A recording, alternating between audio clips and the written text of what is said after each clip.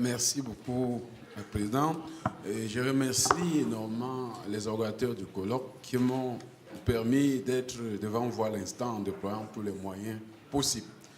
Le thème de ma communication porte sur les femmes dans l'enseignement universitaire au Cameroun depuis la réforme de 1993. Après l'indépendance du Cameroun en 1960, les autorités dirigeantes créent en 1961 un complexe universitaire appelé Institut national d'études universitaires en vue de disposer d'un enseignement supérieur adapté aux besoins et aux réalités propres à leur jeune État. En 1962, cet institut devient l'Université fédérale du Cameroun. Cette dernière est transformée en Université de Yaoundé en 1973 suite au passage de la forme fédérale à la forme unitaire de l'État. C'est en 1993 que la réforme universitaire, impulsée par le président de la République, suite entre autres à la croissance exponentielle des effectifs de l'unique université de Yaoundé et à diverses revendications sociopolitiques, crée 6 universités disséminées sur toute l'étendue du territoire national. Il s'agit de l'université de Yaoundé 1, de Yaoundé 2, de Douala, de Tchan, de Boya et de Ngaoundéré. Plus récemment, 2 nouvelles universités ont été créées à Maroua en 2008 et à Bamenda en 2010.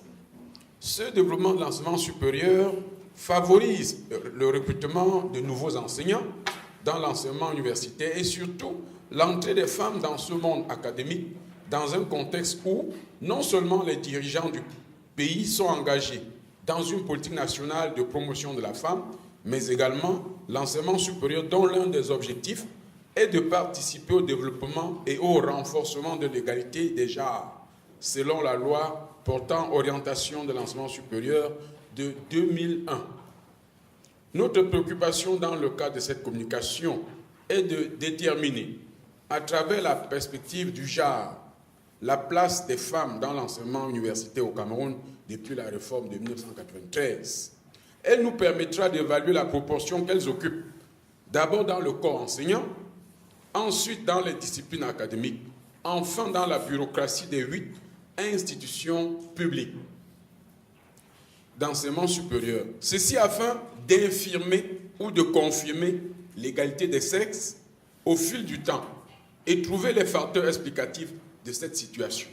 Ces questionnements ayant pour commun horizon l'analyse du processus de féminisation de l'enseignement supérieur au Cameroun.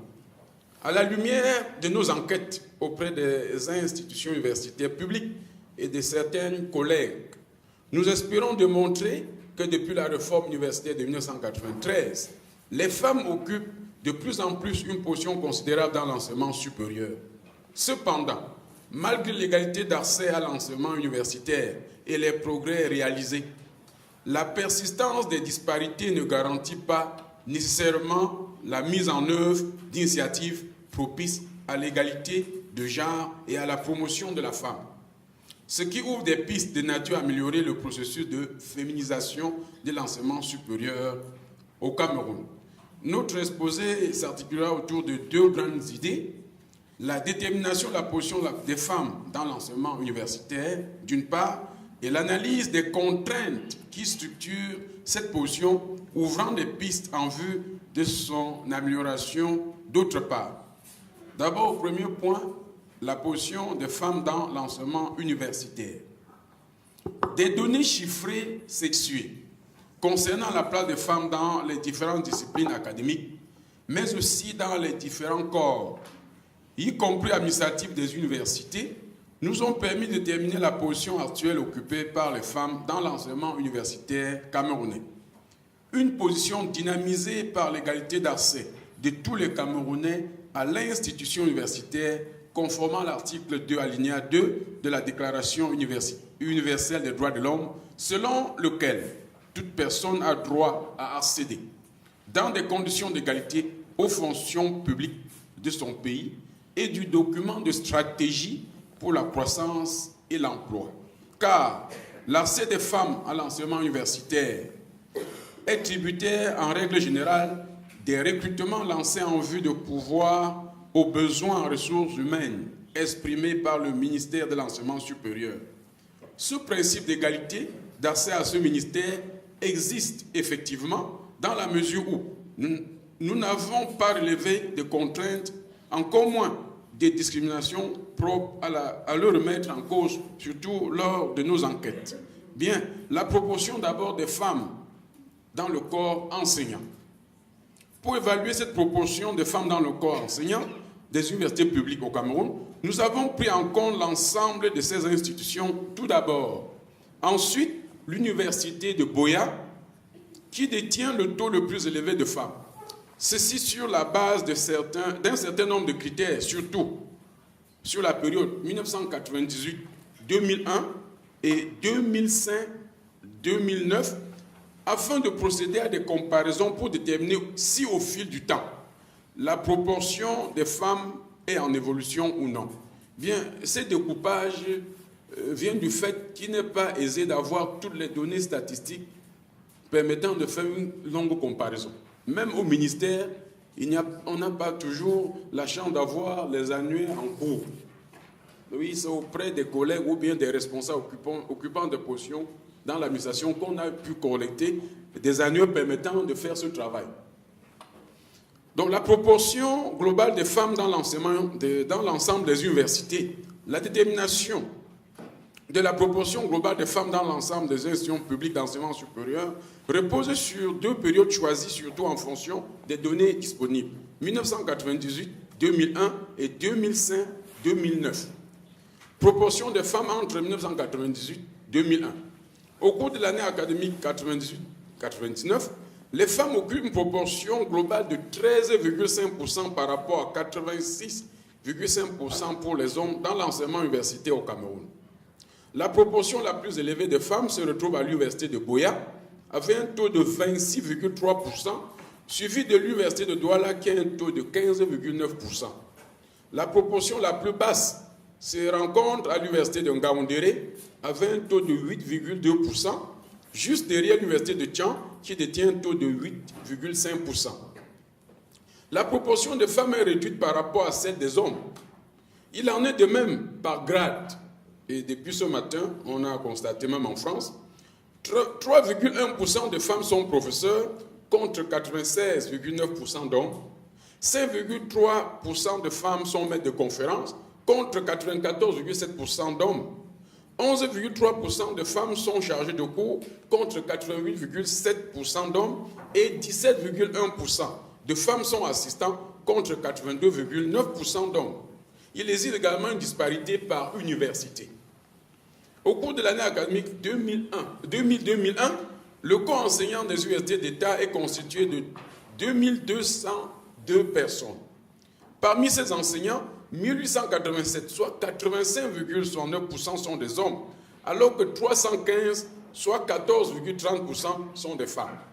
L'université de Buea détient encore la proportion la plus élevée des femmes, qui est de 22,97%, suivi une fois de plus de l'université de Douala avec 17,9% de femmes.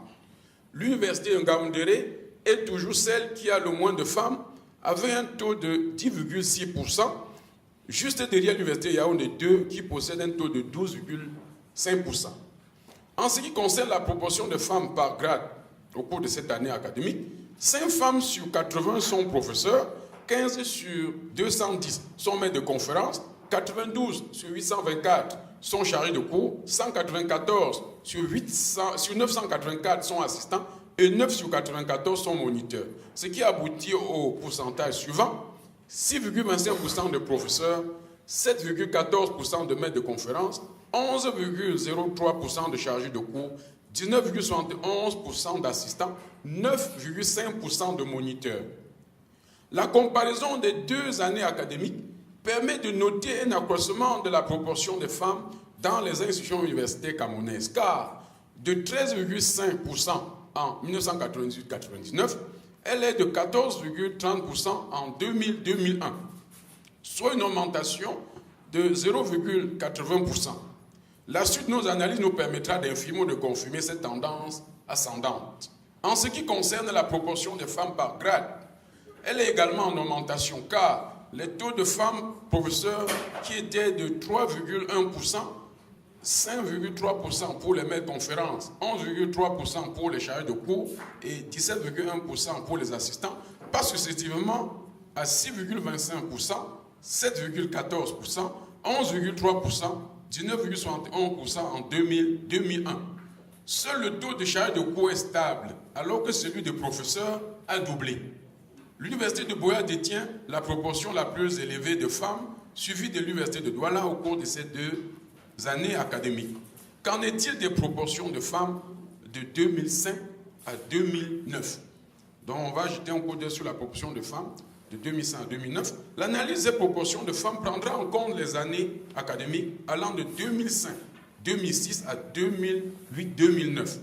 L'objectif étant surtout de savoir s'il y a aussi progression du nombre de femmes dans les institutions universitaires au cours de cette période. En 2005-2006, la proportion de femmes est de 16,6%, 15,8% en 2006-2007, 19,3% en 2007-2008 et 23,42% en 2008-2009. Par rapport à l'année académique 98-99 et 2000-2001, et hormis l'année académique 2006-2007, la proportion de femmes dans les universités est en croissance, car elle part de 13,5% en 98-99 pour atteindre 23,42% en 2008-2009, ce qui dénote une augmentation de la proportion de femmes pendant environ 10 ans, de 9,82%. La proportion de femmes par grâce est également accrue. Le taux de femmes professeurs est passé de 3,1% en 98-99 à 7,8% en 2008-2009. Celui des maîtres de conférences de 5,3% en 98-99 à 10,4% en 2008-2009. Le taux de charges de cours est parti de 11,3% en 98-99 à 19,8% en 2008-2009. Celui d'assistants de 17,1% à 33,3% en 2007-2008. Le taux d'AT est passé de 22,4% en 2005-2006 à 33,3% en 2007-2008. L'université de Buea détient la plus grande proportion de femmes entre 1998 et 2009 et mérite de retenir quelque peu notre attention. Comment cette université détient le taux le plus élevé? L'université de Buea, la détentrice du taux le plus élevé de femmes. L'université de Buea est l'université qui détient la plus grande proportion de femmes parmi toutes les universités d'État au Cameroun entre 1998 et 2001 et 2005-2009. Je vais juste préciser que l'université de Buea, c'est une université de culture anglo-saxonne. Parce qu'au Cameroun, il y a le bilinguisme. Certaines universités sont bilingues, d'autres sont seulement anglophones. Et l'université de Buea est anglophone, comme l'université de Bamenda. Je ne sais pas si ce trait culturel aurait joué peut-être dans cette proportion. Observons quelque peu. Elle est donc de 26,3% en 98-99, de 25,23% en 99-2000 et de 22,97% en 2000-2001. Entre 2005-2009 et en dehors de l'année académique 2006-2007, au cours de laquelle elle a la même proportion de femmes que l'université de Douala, elle déclasse les autres universités avec un taux de 19,7% en 2005-2006, 24,27% en 2007-2008 et 25,9% en 2008-2009. Ces proportions de femmes sont réparties de manière différenciée dans les établissements de cette université. En 1999-2000, la faculté de l'éducation détient le taux le plus élevé de femmes, de 37,5%, et l'Advanced School of Translators and Interpreters, ASTI, le taux le plus bas de 0%. En 2006-2007, la faculté ayant le plus de femmes est plutôt la faculté des arts, avait un taux de 26,19%. ASTI maintient le même taux de 0%. En 2009, dans l'enseignement supérieur, moins de 20% du personnel enseignant dans les universités sont des femmes. Ce caractère sexuel du corps des enseignants des universités camerounaises que nos analyses ont confirmé est bien reconnu par le ministère de l'Enseignement supérieur. Dans un commentaire sur les tendances récentes de l'enseignement supérieur au Cameroun, en 2008, il a écrit que le corps des enseignants du niveau d'éducation tertiaire semble fortement sexué en faveur des hommes. Seuls 19% des enseignants sont des femmes. On assiste à un fléchissement de la proportion de femmes au fur et à mesure que l'on progresse en grade dans le système. En effet, au niveau des assistants, la proportion de femmes est de 23%. Cet indicateur est de 19% pour les chargés de cours, de 8% pour les maîtres de conférences et de 6% pour les professeurs. Fin de citation. Donc, cette situation est d'autant plus dramatique que dans les commissions de changement de grade, on trouve très peu de femmes. Certaines commissions n'ont même pas de femmes, et dans les commissions, on trouve les femmes, on trouve une femme sur 10. Donc, ça peut jouer dans la progression de la carrière des femmes et déterminer quelque peu pourquoi il y a cette disparité entre hommes et femmes au niveau des grades. Bien, au niveau de la proportion des femmes dans les disciplines académiques, globalement, les femmes sont plus engagées dans des disciplines, dans les humanités et les disciplines médicales, d'études médicales. On ne trouve pas assez de femmes dans des disciplines techniques et technologiques. Par exemple, à l'école normale supérieure polytechnique de Yaoundé, on a un taux de femmes très réduit, et aussi à l'Institut d'études techniques de l'Université de Douala. Dans la bureaucratie universitaire, les femmes occupent plusieurs postes qui sont non seulement numériquement faibles, mais surtout des positions auxiliaires et inférieures. Il s'agit, selon l'expression de Pierre Bourdieu, d'une misère de position. En 1997, par exemple, une femme occupait le poste de recteur sur 6, une sur 6 le poste de secrétaire général, et une sur 9 était directeur des grandes écoles. Jusqu'à présent, la situation ne semble pas avoir assez évolué. Et nous allons le démontrer en suivant l'organigramme des postes dans les universités. D'abord, au poste de recteur. Seule une femme a occupé ou occupe ce poste depuis 1993, et c'est à l'université de Buea, une fois de plus, cette université qui a le plus grand nombre de femmes. Donc actuellement, c'est une dame qui dirige cette université, et c'est la seule qui dirige l'université. Et à Buea également, 2 femmes sont doyennes, et c'est la seule université où il y a des femmes doyennes. Et à Buea ensuite, plusieurs femmes sont chefs de département, et c'est surtout à Buea que beaucoup de femmes sont chefs de département. Donc les femmes occupent globalement des positions subsidiaires au niveau des universités camerounaises. Et après tout, la situation des femmes par rapport à celle des hommes demeure préoccupante, quel que soit le domaine considéré.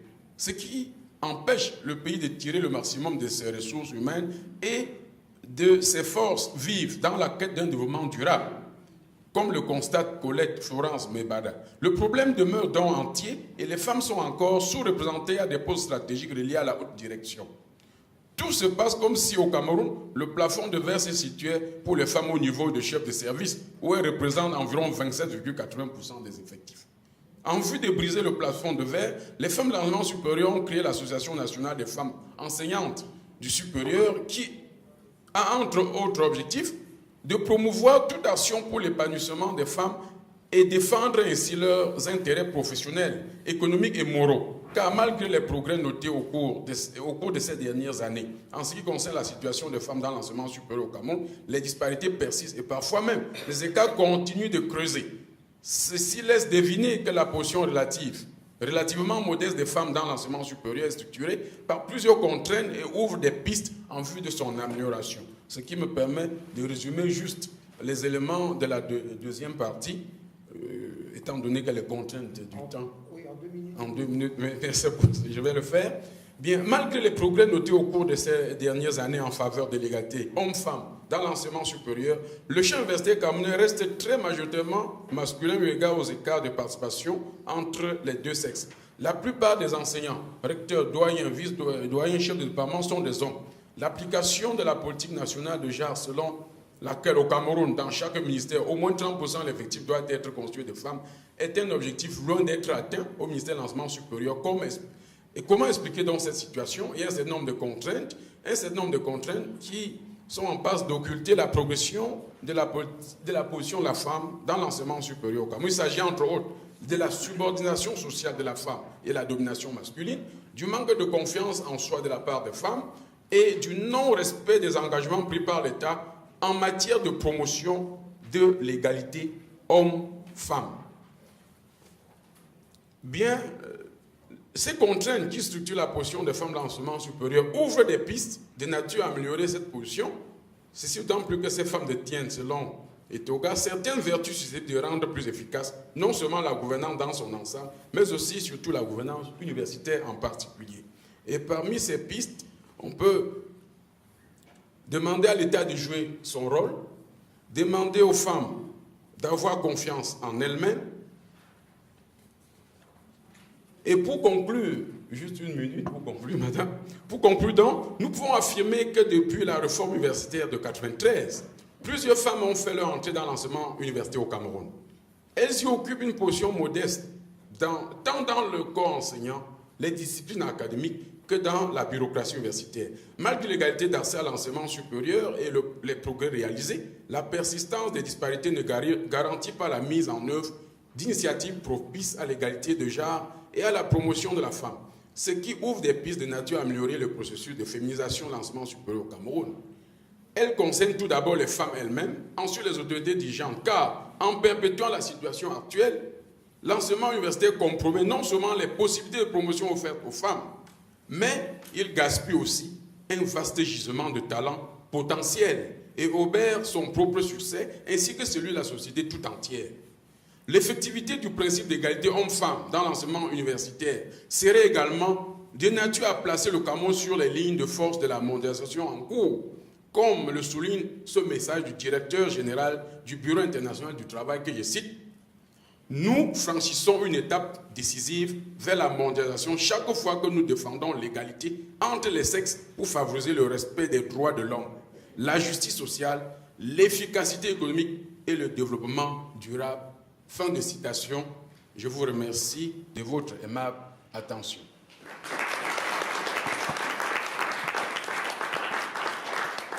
Merci. Donc, nous allons maintenant entendre Olivier Martin, qui va donc présenter cette recherche produite avec Alain Chenu.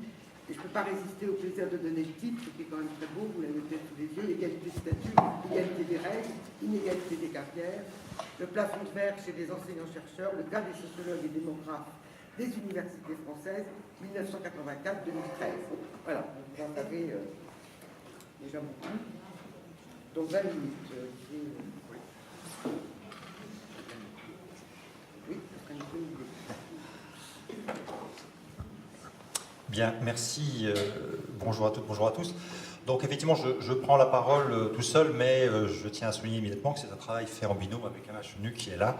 Mais on a préféré effectivement concentrer la parole sur l'un de nous deux seulement. Alors, le titre indiqué dans le programme est différent du titre indiqué sur le diaporama, mais le contenu est exactement le même. On a fait plus court pour que le diaporama soit plus intelligible spontanément. Alors, quelques petits rappels historiques, hein, même si tout cela est certainement très largement connu.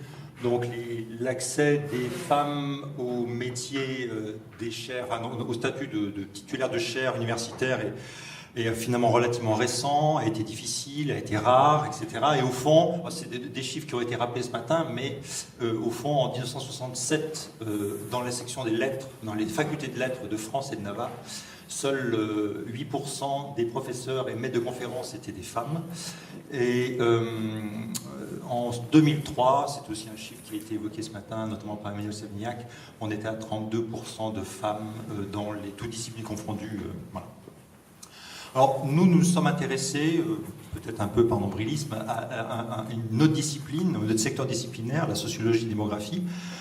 Et nous avons regardé sur une période, disons, qui commence en 1984 et qui s'arrête aujourd'hui, enfin, pas aujourd'hui, puisqu'on n'a jamais des données très récentes, disons en 2012 ou 2013, pardonnez-moi, quelle a été l'évolution de la présence féminine dans les corps de maîtres de conférences d'une part, de professeurs d'autre part. Alors, globalement, on assiste à une féminisation assez importante, hein, puisque vous le voyez, en 1984, 24% des maîtres de conférences ou professeurs d'université en sociologie et démographie étaient des femmes, et ce taux était en 2012, donc on va dire qu'on est à peu près dans les mêmes eaux, en 2012 était de 44%. Alors cependant, ce qui est évidemment un cependant, sinon on ne serait peut-être pas là, Il y a d'assez fortes inégalités si l'on distingue, si on introduit la distinction entre les maîtres de conférences d'une part et les professeurs d'autre part. Vous le voyez, en 1984, on avait à peu près un peu plus d'un quart des maîtres de conférences qui étaient des femmes et un peu plus d'un dixième des professeurs qui étaient des femmes. Et en 2012, on est à peu près à parité, même, on peut dire légèrement au-delà, puisqu'il y a un petit peu plus de 50% des maîtres de conférences qui sont de sexe féminin et en revanche, encore une minorité, même pas un tiers, des professeurs qui sont des femmes. Alors, pourquoi ce décalage entre le statut de maître de conférence où, d'une certaine manière, la parité apparente existe et le statut des professeurs où il y a encore une assez forte inégalité d'accès et de statut? Alors, plusieurs hypothèses. Est-ce que c'est un simple phénomène d'hystérésis, c'est-à-dire en retard? Oui, pour devenir professeur, il faut d'abord passer par le statut de maître de conférence, en général, même s'il y a beaucoup d'exceptions. Et donc, ben voilà, il faut attendre que le corps de maître de conférence soit à parité pour espérer un jour que le corps des professeurs le soit. À quelle vitesse? Ça a été évoqué ce matin, à quelle vitesse cela pourrait se produire? Et est-ce que ce phénomène de retard permet d'expliquer le statut aujourd'hui de cette inégalité assez flagrante du côté du corps des professeurs? Donc, est-ce que c'est un phénomène premièrement d'hystérésis? Est-ce que c'est un phénomène de retard d'accès ou de délai, de décalage d'accès dans la carrière qui ferait, par exemple, c'est une autre hypothèse possible, que l'entrée dans la carrière de maître de conférence serait plus tardif pour les femmes que pour les hommes, et donc, d'une certaine manière, elles n'auraient pas le temps ensuite de continuer leur carrière et d'atteindre le statut de professeur? Ou bien est-ce que, hypothèse évidemment qui non seulement est testée mais qui est avérée, est-ce qu'il existe un plafond de verre et où se situe-t-il exactement? Alors, pour vous donner une petite idée, ce sera quasiment c'est le seul graphique, rassurez-vous, que vous aurez sous les yeux. C'est un petit graphique qui permet de voir l'évolution de la part des maîtres de conférences, la répartition homme-femme dans les statuts de maîtres de conférences depuis 1984. Donc on voit qu'évidemment, là, si on regarde cette courbe de loin, on peut effectivement prévoir à quel moment, d'une part, on atteindra la parité, et d'autre part, se féliciter de cette parité croissante, relativement rapide, finalement. Tout est relatif, parce que c'est quand même 30 ans d'histoire. Alors,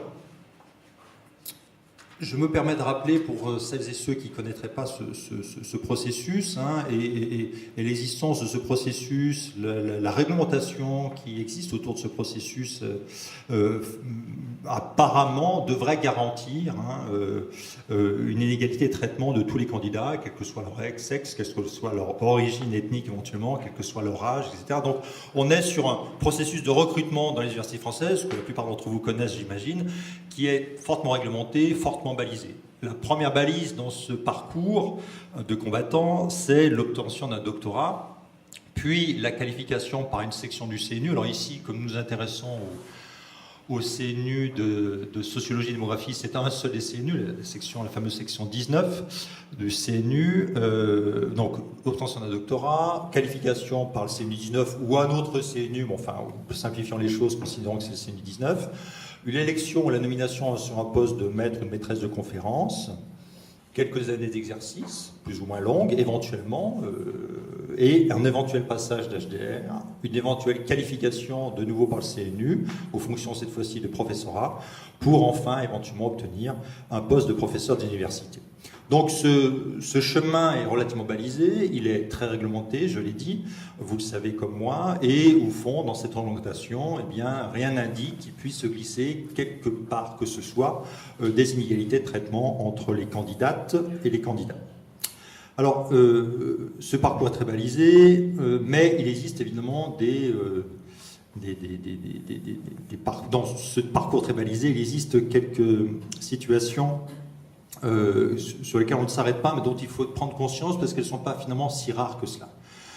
Premièrement, évidemment, ça c'est une situation qui n'est pas rare du tout, c'est la situation où on reste maître de conférence, on on est élu maître de conférence à 30, 35, 40, 45 ans, peu importe, et finalement toute sa carrière se déroulera dans le corps de maître de conférence, on n'accède pas au corps des professeurs, et c'est une part importante des maîtres de conférence qui restent dans cette situation.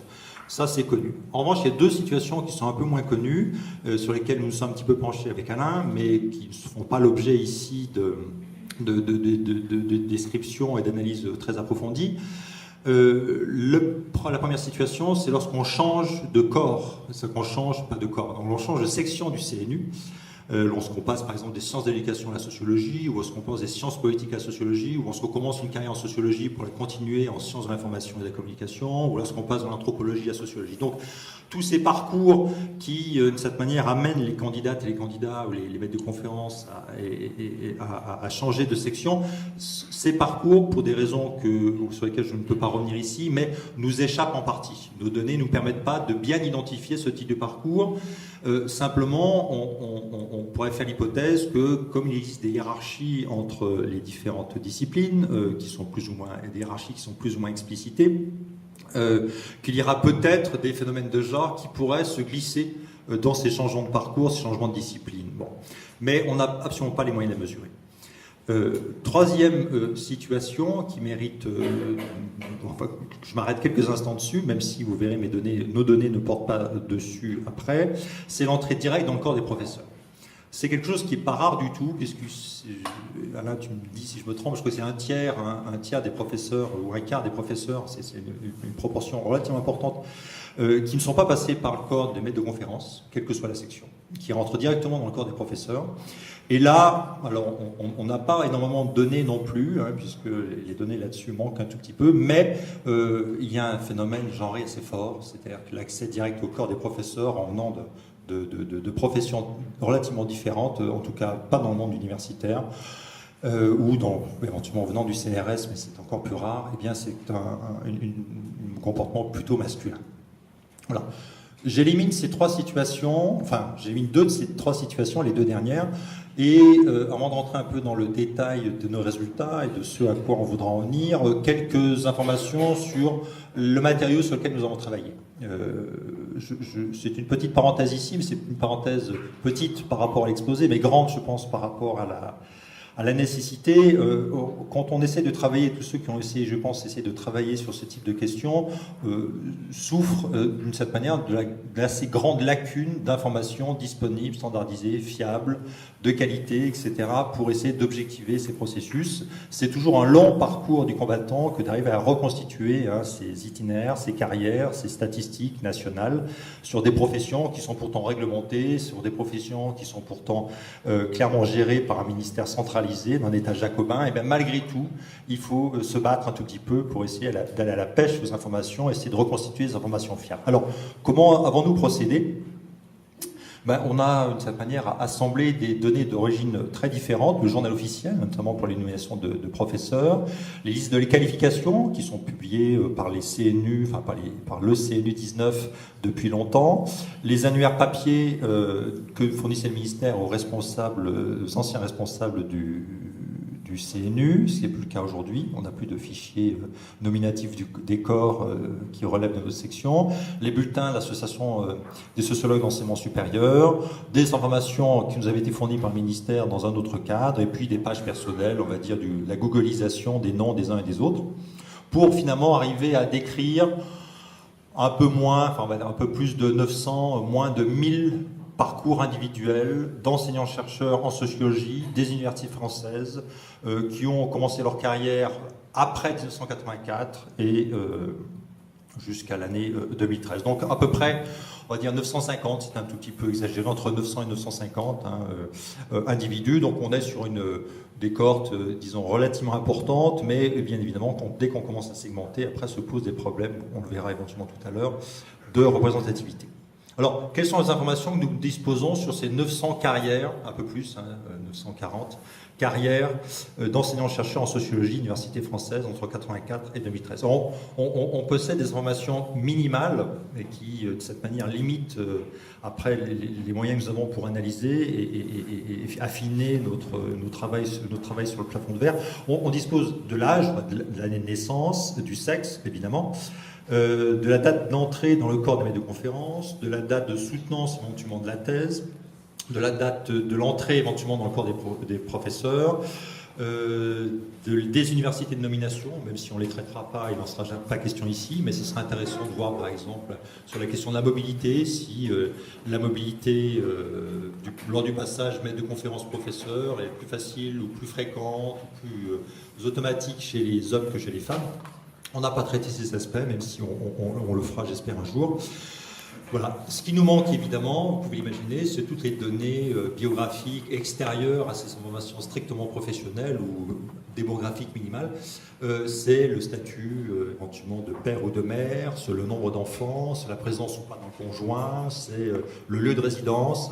Sur la question de la mobilité, ça peut être important. Nous n'avons pas ces informations, ça limite, d'une certaine manière, la finesse de nos analyses. Alors, rentrons un tout petit peu, malgré tout, après cette longue introduction, mais j'espère que j'irai plus vite ensuite, rentrons un tout petit peu dans cette analyse du parcours des maîtres de conférences et de professeurs. Alors, première étape, être qualifié par les sections du CNU. Là, je vous laisse lire les chiffres, mais grosso modo, non seulement les candidates ne sont pas discriminées, mais on pourrait même dire qu'elles ont un petit avantage.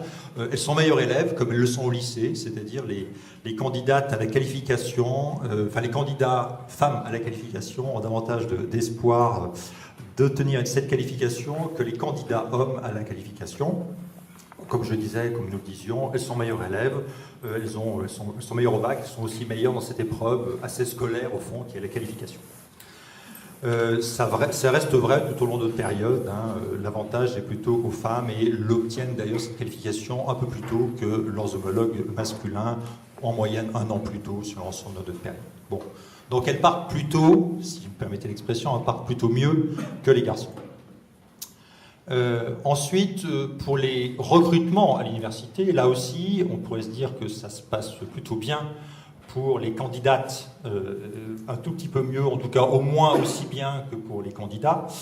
Ça se passait de cette manière mieux quand, sur les périodes un petit peu anciennes. Aujourd'hui, on peut considérer, alors évidemment, il faudrait pouvoir tenir compte de tout un tas d'éléments et donc raisonner selon ce fameux schéma, toutes choses égales par ailleurs. Mais ici, étant donné les données que nous avons, toutes choses égales par ailleurs, c'est-à-dire pas grand-chose égale par ailleurs, mais quand même un tout petit peu, les carrières masculines et féminines d'entrée dans le corps des maîtres de conférences ne sont pas inégales. En tout cas, on ne peut pas constater d'inégalité. Voilà. Alors, du coup, où est-ce que c'est ? Bilan, elles sont plus nombreuses à se présenter, elles sont plus précoces.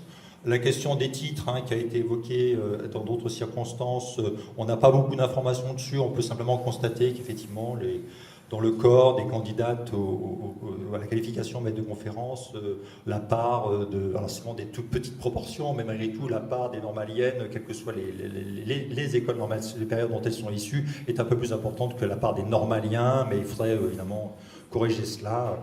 Donc voilà, grosso modo, on ne sait pas grand-chose de leur qualification scolaire, en dehors du fait qu'elles ont un doctorat, mais est-ce qu'elles ont l'agrégation, il faudrait analyser tout cela. En tout cas, elles sont un peu plus précoces, elles sont un peu plus nombreuses, elles ont autant de chances que les hommes à obtenir leur qualification à un poste de maître de conférence.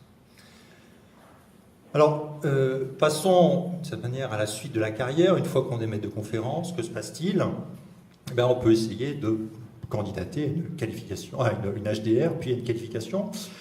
Donc, en regardant ce qui se passe pour les candidats à la qualification, là aussi, pas de désavantage notable parmi les candidates et candidats à la qualification. Hommes et femmes semblent, de cette manière, traités de manière à peu près égale. Bien évidemment, le hic se situe sur le fait que les candidates sont moins nombreuses, sont proportionnellement moins nombreuses que les candidats. Donc effectivement, celles qui arrivent à se présenter au concours, à la qualification, puis après sur des postes de professeurs, ont autant de chances que les hommes, mais la sélection s'est faite durant le passage, parfois un peu long, parfois même durable, dans le corps des maîtres de conférence, c'est-à-dire qu'elles s'éliminent avant la compétition d'accès au professorat.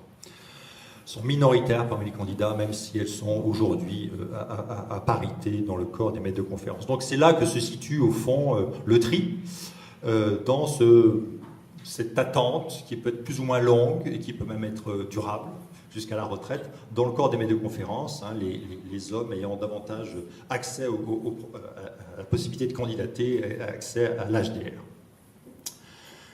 Alors,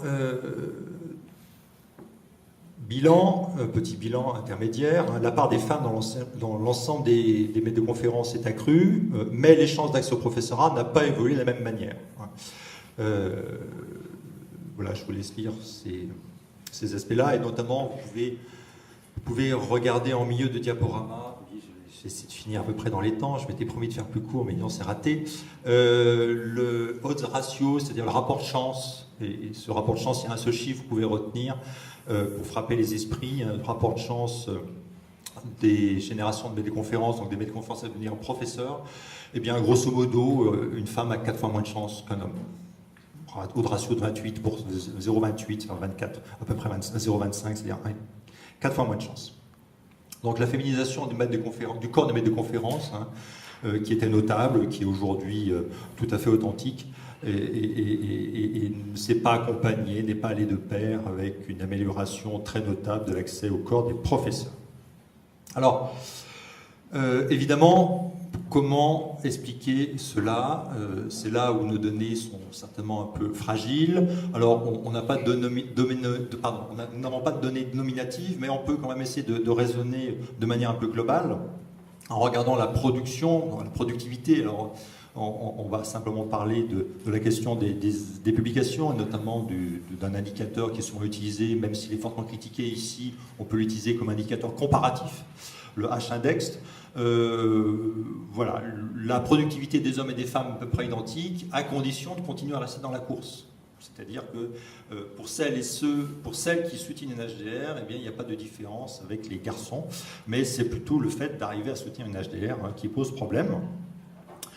Par ailleurs, les femmes sont assez peu présentes dans les directions de laboratoire, dans les responsabilités éditoriales. On a fait des statistiques là-dessus que je vous épargne, mais voilà, ça, grosso modo, aujourd'hui, sur l'ensemble des UMR de relevant de sociologie, seul un quart des directeurs sont des directrices. En revanche, les femmes sont assez présentes, et ça rejoint ce qui a été dit ce matin par de nos collègues de Paris 3. Elles sont davantage présentes dans la responsabilité locale et pédagogique, direction du FR, notamment direction de département. Elles sont très présentes. Et puis, évidemment, se pose la question de la maternité, de la présence des enfants. Et là aussi, nous n'avons pas de données nominatives, mais bon, on sait très bien, par les statistiques nationales, par les statistiques de l'INSEE et de l'INED, que l'âge moyen du premier enfant pour les diplômés d'enseignement supérieur est au-delà de 30 ans. Et évidemment, ça tombe au moment où ces maîtres de conférences ou maîtresses de conférences ont des enfants. Donc la féminisation est incontestable, mais cette féminisation continue à cacher donc des phénomènes inégalitaires, vous l'avez compris. Elles sont de plus en plus nombreuses à se présenter au concours d'accès à la profession d'enseignement supérieur, ça c'est incontestable. Donc il y a une pression démographique, on le voit bien dans les doctorats, on le voit bien dans les candidatures à la qualification. Elles sont très bonnes élèves de ce point de vue-là. Elles ont des débuts de trajectoire, de carrière, de maîtres de conférences qui sont très très proches, voire même précoces et un peu meilleurs que ceux des garçons. Mais, l'accès au professorat pose encore aujourd'hui un gros problème. Alors j'en terminerai, je pense que je serai à peu près dans les temps, par une citation, un extrait d'un texte de Rollin Pressa, qui est ancien, parce que c'est un texte de 69. C'est une certaine manière ce type de données dont on rêverait, mais que nous n'avons pas. En 69, Rollin Pressa faisait une analyse démographique des enseignants du supérieur dans les facultés de lettres de France tout entière, faculté de lettres, et quel était le statut des enseignants. Eh bien, 50% des femmes professeurs, maîtres assistants, des enseignants titulaires d'enseignement supérieur, 50% d'entre elles étaient célibataires. Seul 10% de la population française, dans les mêmes âges, était célibataire. Voilà. C'est peut-être une petite perspective pour continuer, prolonger notre recherche plus tard. Voilà, je vous remercie.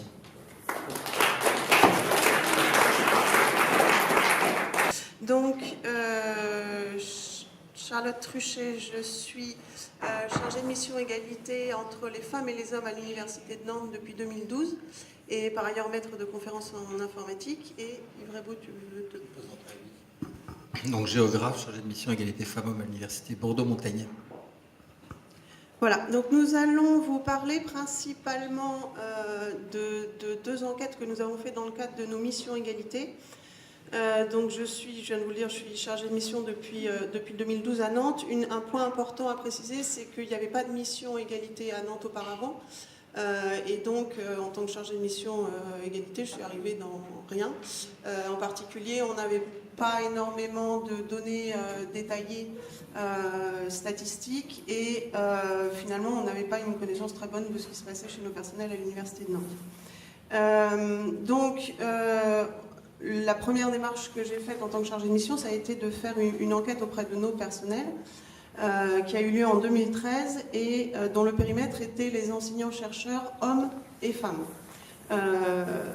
Ils ont été contactés sous la forme des listes de diffusion de l'université, même si on ne peut pas garantir qu'ils aient tous reçu les mails. Et le but de cette enquête, en fait, était extrêmement pragmatique. Le but n'était pas d'avoir un travail scientifique en réalité, mais plus d'avoir une base de départ pour savoir où est-ce qu'il fallait travailler, dans quelle direction aller.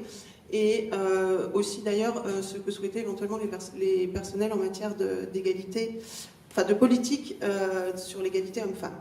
Donc la consultation a duré 1 mois, elle touchait, enfin les mailings normalement ont touché environ 3500 personnes, c'est-à-dire tous nos personnels doctorants, postdoc, maîtres de conférences et professeurs, et Prague PRCE.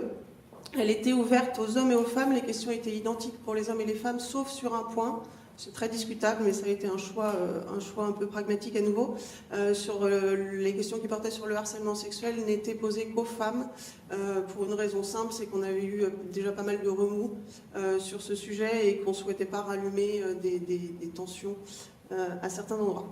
L'enquête a été réalisée de façon anonyme, on n'a pas fait de collecte IP, et on ne publie pas par ailleurs d'analyse à grains trop fins. Ceci étant pour respecter les questions sensibles, enfin les réponses aux questions sensibles qu'on aurait pu éventuellement poser.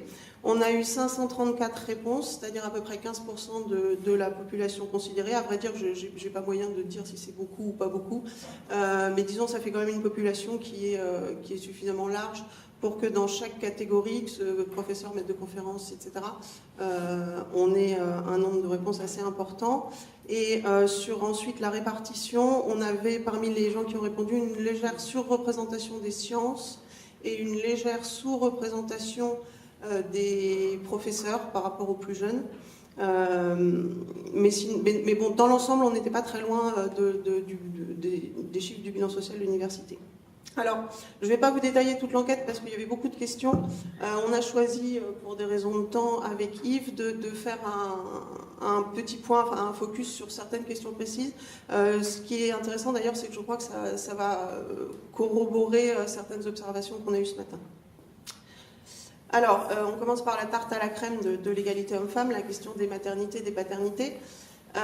Donc on posait des questions sur les congés maternité, en particulier sur un point qui nous intéressait, c'était comment ça se passe en pratique, parce que la prise en compte des congés maternité pour les enseignants-chercheurs est assez compliquée. Alors je ne vais pas rentrer dans les détails, mais dès lors que le service est annualisé, le service d'enseignement est annualisé, il faut pouvoir décharger les personnes en congé maternité d'une partie de leur service, et c'est pas évident à calculer.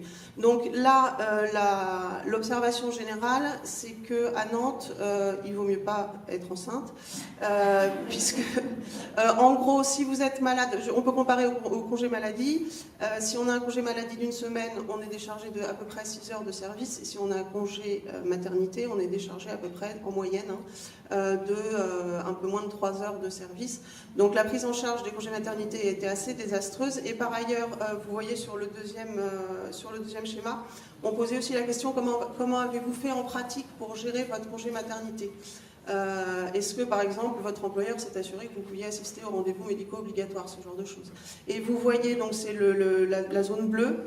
La zone bleue est en gros, je me suis débrouillée toute seule, c'est-à-dire que ce sont les personnels concernés qui sont arrangés pour gérer leur temps de travail et l'articulation avec leur congé maternité. Donc la première conclusion, c'est qu'il ne fait pas très bon être enceinte à l'Université de Nantes. Et pour compléter, on posait aussi, alors oui, je disais que les questions étaient similaires pour les hommes ou pour les femmes, sauf que pour les hommes c'était sur le congé paternité. Et alors là, on a une observation qui est assez frappante. Une nette majorité des hommes ne demandent pas leur congé paternité, à peu près 60%. À peu près 60% des hommes ne posent même pas en fait leur congé paternité. Et on disait qu'il ne fait pas bon être une mère à l'université, c'est pas terrible non plus d'être un père, puisqu'on est toujours en dessous de la décharge de service accordée en cas de congé maladie, avec en moyenne sur le dernier enfant un tout petit peu plus de 3 heures de service de décharge pour chaque congé de paternité. Donc la conclusion générale, elle est valable pour les deux sexes, il n'est pas très bon être parent à l'université. Et au passage, on en a profité pour faire une extraction, on a constaté que les femmes avaient assez nettement moins d'enfants que les hommes à l'université, à peu près un demi-enfant de moins, donc ça c'est un phénomène qui se retrouve chez les populations intellectuelles. Donc on l'a vérifié par une extraction de Harpech, qui est le système qui gère les personnels de l'université, et on constate que en gros les femmes ont à peu près 30% de moins d'enfants que les hommes, donc ça on y reviendra tout à l'heure parce qu'il y a une observation qui est assez étonnante à ce sujet. Alors ensuite, on posait un certain nombre de questions sur le déroulement des carrières. Et ça a été évoqué ce matin, un point important dans les carrières académiques, c'est la question de la cooptation. On progresse parce que quelqu'un nous suggère de progresser. Sur ce sujet, on posait 2 questions assez similaires. Au cours de votre carrière, avez-vous été incité à prendre des responsabilités? Et on déclinait cette question sur la partie recherche et sur la partie enseignement. Alors, je ne sais pas si c'est lisible là-haut, mais là-dessus, vous pouvez voir qu'il y a une nette différence entre les hommes et les femmes. C'est-à-dire qu'environ 60% des hommes disent avoir été sollicités pour prendre des responsabilités, contre 36% des femmes pour la recherche. Donc il y a une nette différence entre les deux. C'est un peu moins net sur la partie enseignement, avec 82% des hommes qu'on a poussé à prendre des responsabilités, contre 63% des femmes. Donc les femmes font un peu plus d'enseignement que de recherche. Malgré tout, elles restent assez peu sollicitées, un peu laissées à l'écart quand il s'agit de trouver quelqu'un pour prendre une responsabilité, diriger un département, etc., etc. Alors je crois qu'on manque de temps, donc je ne vais pas détailler, c'est juste une déclinaison de ce que je viens de dire. Et donc, toujours sur les carrières, une autre question qu'on posait, c'était: estimez-vous que les carrières sont plus difficiles à mener pour une femme que pour un homme? Les femmes affirment que oui, à 77%, vous le voyez, et les hommes affirment que pas tant que ça, à 42% en gros. Ce qui est plus intéressant, c'est pourquoi. Donc, parmi les oui, on proposait 4 raisons possibles, et puis il y avait une case qui était aucune des 4. Et alors cette observation-là, je la trouve absolument fascinante, parce que, alors même que les femmes ont moins d'enfants que les hommes à l'université, si elles ne réussissent pas, c'est à cause de leurs enfants, qui existent moins. Pour être plus précise, vous voyez ici, donc c'est sur le deuxième graphique, quand on demande pour quelles raisons les femmes ont des carrières plus difficiles que les hommes à l'université, 30% des hommes répondent c'est à cause de la maternité, contre seulement 13% des femmes. Donc les femmes sont ici clairement renvoyées à leur statut de mère, alors même qu'elles ne sont... il y a moins de mères à l'université qu'il n'y a de pères. Donc ça, c'est assez intéressant, je crois que ça illustre aussi parfaitement les présentations qu'on a eues ce matin. L'image de la femme mère à l'université, qu'on ne va pas trop solliciter parce qu'elle est mère, etc., et qui ne va pas s'en sortir parce qu'elle est mère, reste assez présente. Alors, un détail sur cette observation-là, parce que je la trouvais intéressante, et du coup je l'ai déclinée en regardant maintenant ce qu'il en était sur les femmes qui avaient eu des enfants ou qui n'en avaient pas eu, et les hommes qui avaient eu des enfants et qui n'en avaient pas eu. Donc là, je vous invite à regarder juste la partie bleue qui est cette histoire de gestion de la maternité. Et vous voyez que les femmes qui ont eu un enfant sont moitié moins à affirmer que c'est un problème, 9% contre 20%. En revanche, les hommes qui ont eu un enfant sont plus nombreux à affirmer que c'est un problème que les femmes qui ont eu que les hommes qui n'ont pas eu d'enfant. 30% versus 24%. Donc là, on est vraiment dans cette histoire de projection de la maternité sur les femmes, la femme mère. On voit bien que finalement, le fait d'avoir un enfant n'est pas nécessaire. En tout cas, les femmes qui ont eu des enfants ne le voient pas nécessairement comme un obstacle, malgré ce qu'on leur projette comme image sur ce sujet. Alors une dernière observation sur l'enquête qu'on a faite à Nantes, sur la question de l'environnement de travail, on ne l'a pas beaucoup évoqué aujourd'hui. On demandait, alors évidemment c'est une histoire de perception, mais c'est sur la base d'une autodéclaration, mais on demandait si l'environnement de travail était très majoritairement masculin, plutôt masculin, etc., en donnant les pourcentages un peu arbitrairement de 20%, 40%, 60% et 80%. Et on voit qu'il s'agisse de l'environnement de travail immédiat ou bien de la communauté scientifique, dans l'ensemble, femmes comme hommes affirment travailler dans un environnement qui est très majoritairement masculin. Je l'ai mis sur le même slide, je ne sais pas si c'est nécessairement corrélé, mais la deuxième observation sur l'environnement de travail, c'est qu'on posait 2 questions sur le harcèlement sexuel. Qui recoupait les 2 définitions du harcèlement sexuel, donc parfait unique ou parfait répété. Le harcèlement parfait unique se produit lorsqu'il y a sollicitation sexuelle directe, et le harcèlement parfait répété lorsqu'il y a répétition de remarques ou de plaisanteries ou de n'importe quoi à caractère sexuel et de façon humiliante ou dégradante. Et là, on a constaté que le harcèlement sexuel existait chez nous.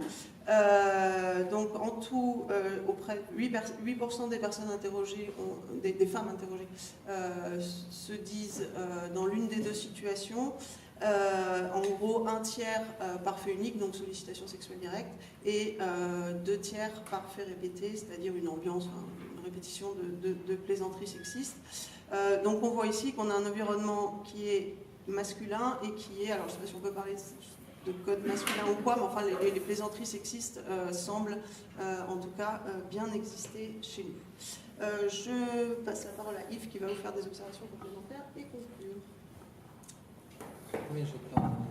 Eh bien écoutez, vous avez 6 minutes. 6 minutes. Alors, je vais vous présenter le bilan, vous l'avez ici dans un petit social genré de l'Université Bordeaux-Montaigne, donc une enquête en 3 volets. Première mise à plat des inégalités femmes-hommes dans la gouvernance. Donc nous avons été élus, je fais partie du conseil d'administration de Bordeaux 3 sur une liste paritaire qui avait mis dans son programme l'égalité femmes-hommes, et donc du coup cette gouvernance a été mise en place et elle s'avère assez régulière. Sur les rémunérations et les statuts, donc là il y a des différences, et sur les carrières, feu rouge. Alors rémunération, je passe assez vite, mais quand même on peut regarder, vous voyez sur cette courbe, le fait qu'en intégrant, si on considère que l'université n'est pas faite que d'enseignants et d'enseignantes chercheurs et chercheuses, mais également de BIATS, eh bien on voit que 75%, 78% des bas salaires sont des femmes, et à l'inverse, c'est bien qu'on a l'écart se creuse à l'arrivée, par l'effet des différences des primes, des régimes indemnitaires, etc. etc. Alors ensuite, sur les carrières, eh bien, on a dans la fonction publique catégorie A, catégorie B à peu près une égalité. Par contre, la majorité de la catégorie C est composée de femmes, souvent précaires ou non contractuelles. Chez les certifiés, on a plus de certifiés et moins d'agrégés. Et enfin, on a 60% de femmes maîtresses de conférences et 40% de femmes professeurs. Donc un chiffre qui est plutôt positif par rapport aux universités françaises, mais on est dans une université aussi lettres et sciences humaines. Alors ensuite, sur cette université, on a fait une enquête où on a eu 383 réponses. C'est une enquête qui, à la différence de celle de Charlotte Truchet, avait été administrée qu'aux femmes de l'université. Donc c'est un taux de réponse de plus de 50%, donc qui est intéressant, sur une quarantaine des questions, où à partir des chiffres qui avaient été extraits du premier bilan social sexué genré, dont je vous ai donné vraiment quelques échantillons très rapides, eh bien, on demandait aux personnes, à partir de ces questions, quels étaient leurs sentiments sur ces inégalités dans l'université. Alors d'abord, sur le travail, on retrouve des choses assez intéressantes quand même sur le fait que le travail est ressenti pour 54% des femmes comme une pression. J'oublie de dire que cet questionnaire était anonyme et ensuite a été complété par des groupes focus, dont je parlerai par la suite, animés par une sociologue indépendante. Donc 70% des femmes qui ont répondu à ce questionnaire jugent que le travail est équivalent à épanouissement, ou à liberté. Hein. Et ensuite, on voit une très grande différence entre les enseignantes chercheuses et les BIATS, puisque le travail est synonyme de concurrence pour 60% des enseignantes chercheuses et que pour simplement 20% des BIATS. Les difficultés pour évoluer dans la carrière, la lenteur des promotions internes, l'obligation de mobilité qui était peu relevée, mais qu'on retrouve beaucoup chez les candidates au poste de professeur, la coloration des profils de poste et enfin la maternité. Sur l'articulation vie familiale, vie professionnelle, donc 37% des femmes interrogées disent avoir des difficultés pour leur congé maternité. Je vous laisse lire. Ce qui est intéressant aussi, c'est que 36% des femmes, toutes catégories, ont aménagé le temps de travail à cette occasion. Et 56% pensent que cela n'a pas le même impact pour les femmes et les hommes. Donc on voit quand même que presque une femme sur deux, sur les 50% de l'échantillon qui a répondu au questionnaire, aménagent difficilement leur vie familiale et leur vie professionnelle, avec aussi des choses intéressantes. C'est-à-dire que finalement, il semble que les femmes qui sont seules avec des enfants aménagent mieux leur vie professionnelle que celles qui sont avec un mari. Alors, sexisme, harcèlement, agression. 41% des femmes ont ressenti ou ressentent un climat sexiste dans le milieu professionnel, donc le chiffre est très important. Au cours des 12 derniers mois, 20 femmes ont subi des agressions verbales, 8 des agressions physiques, 2 des agressions sexuelles sur leur lieu de travail. Donc ça, ce sont des résultats sur de l'autodéclaration, mais qui ont fait un peu l'effet d'un coup de tonnerre dans une université. On a du mal à imaginer cette proportion. Sur les représentations, donc là, il était question de travailler des discussions sur les groupes focus, inégalité professionnelle, femmes-hommes et sentiments d'injustice, problèmes liés à la vie familiale et à la maternité, sexisme, harcèlement, misogynie. Alors voilà le résumé des groupes focus. Comme l'intervention est très courte, mais il y aura un texte après qui devrait faire la suite, puis il y a des choses aussi qui sont sur le site. Donc grosso modo, eh bien, il semble aux femmes réunies dans ces groupes focus qu'il faut faire toujours ses preuves un peu plus que les hommes. Hein. Ensuite, ce qui est dénoncé à tous les niveaux, c'est la force des réseaux masculins, les réunions où on vient, et puis les hommes arrivent parce qu'ils ont déjeuné ensemble et tout est décidé à l'avance, avec toujours les bonnes raisons d'écarter des femmes. Hein. Donc là aussi, finalement, ce qu'on annonce comme de l'autocensure chez les femmes est souvent une prophétie autoréalisatrice. On dit oui, mais voilà. Donc l'asymétrie femmes-hommes, hein, donc l'ordre de l'évidence aussi, on dit c'est pas mal quand même, on a 20% de femmes professeurs, c'est déjà bien, ça progresse, on est passé de 15% à 20%. Hein, et donc cette asymétrie finalement est une espèce d'ordre de l'évidence, il est difficile de considérer qu'il faudrait obligatoirement arriver à 50%. Il y a quand même des femmes en responsabilité, donc Anne Hidalgo, maire de Paris, donc voilà, donc c'est arrivé, mais il n'y a que 14% de femmes maires en France, donc c'est pareil à l'université. Eh bien, les quelques femmes qui sont en des positions de responsabilité sont hyper visibles et donc semblent justifier que ça va dans le bon sens. Hiérarchie masculin-féminin, hein, donc là aussi, les femmes analysent souvent que quand il y a des directions autoritaires masculines, eh bien, ça crée des divisions entre femmes. Hein, et puis ces divisions sont d'autant plus accrues qu'il y a un climat qui peut être sexiste et éventuellement du harcèlement sexuel. Les contractuels plus exposés, hein, donc la contractuelle, c'est vrai au niveau des BIATS, des catégories C aux contractuels, mais c'est vrai également pour toutes les personnes qui sont en contrat à terre, doctorantes, lectrices, etc. La maternité, c'est compliqué. Faire garder les enfants, c'est compliqué aussi. L'université ne brille pas par son avancée dans le domaine des crèches collectives, etc., ou des accueils d'enfants. Donc là, il y a vraiment un retard par rapport aux entreprises. Hein. Et ensuite, eh bien, on trouve aussi un certain nombre de témoignages de harcèlement, de gens qui sont harcelés jusqu'à en tomber malades. Alors là, il y a une discussion interne entre harcèlement sexuel et harcèlement moral. Dans les faits, ce qu'on met à plat sur les questions de harcèlement, c'est qu'il y a toujours une dimension soit de sexisme, soit de misogynie, soit de harcèlement sexuel dans la plupart des questions de harcèlement, même quand il s'agit d'un harcèlement femme-femme ou homme-homme. Ensuite, autocensure, bien les non-dits des carrières féminines. Donc on a un certain nombre de déclarations sur le fait que finalement, ce qu'on peut appeler l'autocensure, c'est souvent l'acceptation de situations qui sont imposées de l'extérieur et non pas la réalité d'une autocensure, d'un choix délibéré de s'occuper de sa famille ou de sa vie personnelle. Alors les conclusions communes avec Charlotte, d'abord première chose pour dire que nous faisons, au niveau des CPED, tout le monde fait un petit peu son enquête dans ses coins, donc il faudra qu'on essaie d'unifier, c'est ce qu'on a essayé de faire avec Charlotte, puisqu'il y a des éléments que j'avais dans mon enquête qui correspondaient, c'est toi qui les as exposés, et donc l'idée c'est peut-être aussi de faire des enquêtes monographiques, université par université, puis ensuite de les comparer, de façon à voir quels sont les points importants. Alors la première chose, c'est que les inégalités restent fortes. Ce n'est pas arrivé, c'est pas parce qu'on est passé de 20% de femmes profs à 30% que c'est arrivé, au contraire, on en est loin encore. Ensuite, déjà freinées par les tâches familiales, les femmes le sont tout autant par un climat sexiste et misogyne. Donc c'est ce qu'on découvre dans nos enquêtes, c'est-à-dire le découragement, alors ça peut être carrément du découragement face à des ambiances qui sont très négatives par rapport aux femmes, soit le manque aussi de valorisation du travail des femmes par des groupes d'hommes dominants aux instances dirigeantes, notamment lorsqu'elles tentent d'avancer dans leur carrière.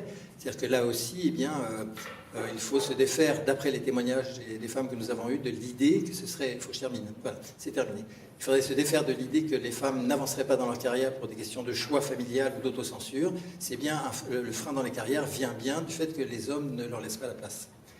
Les enquêtes participent à cette prise de conscience. C'est sûr qu'à l'université de Bordeaux-Montaigne, depuis que cette enquête a eu lieu, on a signé aussi une charte d'égalité femmes-hommes. Il y a une espèce d'enthousiasme, un effet d'entraînement qui fait que la pression devient importante. Elle sera sûrement au cœur des enjeux des prochaines élections, c'est-à-dire sur une liste paritaire et peut-être aussi sur la question de l'alternance, pour qu'enfin on ait une présidente d'université. Et puis ensuite... je reste persuadé, ce que dira sûrement Caroline Dreyer ultérieurement, parce que je crois qu'elle doit intervenir, c'est aussi que la question des rapports du corps, des corps des femmes et des hommes à l'université, la question des rapports sexués, des rapports de relations sexuées à l'intérieur de l'université reste très prégnant. Et tant que, c'est pour ça que je pense que... Qu'est-ce qu'il y a ? Oui, pardon. Je pense que c'est vraiment le point central sur lequel il faudrait travailler, c'est cette question des violences sexistes et homophobes et du harcèlement sexuel comme symbole d'une université qui restera durablement inégalitaire s'il n'y a pas une maîtrise de ce genre de phénomène. Merci beaucoup. Merci.